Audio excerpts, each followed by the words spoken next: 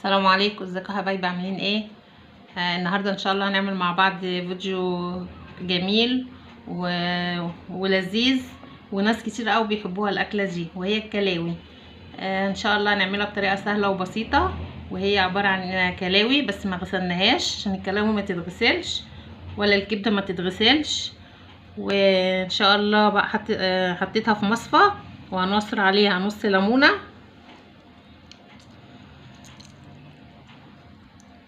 وتسيبيها شويه عبال ما هنعمل البصلايه، وبعد كده نقوم واخدين عاملينها.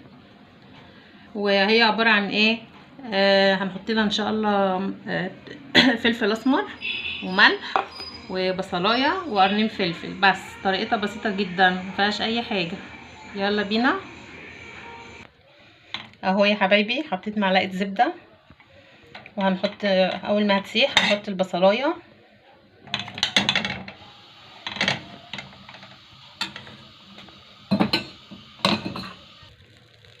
اهو يا حبايبي حطيت الزبده على البوتاجاز معلقه، وهنزل بالبصل عليها. هنصفر البصلايه برضو بس، وبعد كده هوريكم هنعمل ايه ان شاء الله.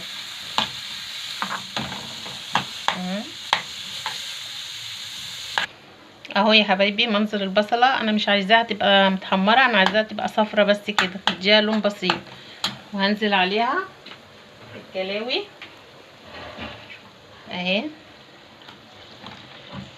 طبعا الليمونه لما عصرتها عليها بصراحه خلى ريحتها روعه. اهو يا حبايبي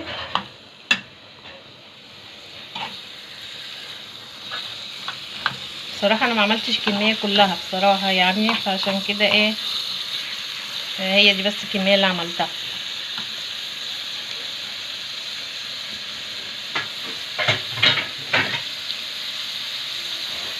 وهنزل عليها بالفلفل، وهنزل عليها بالملح والفلفل الاسمر،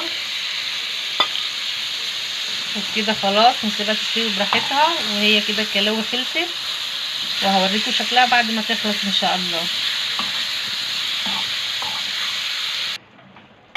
اهو يا حبايبي شكلها كده خلاص خلصت واستوت.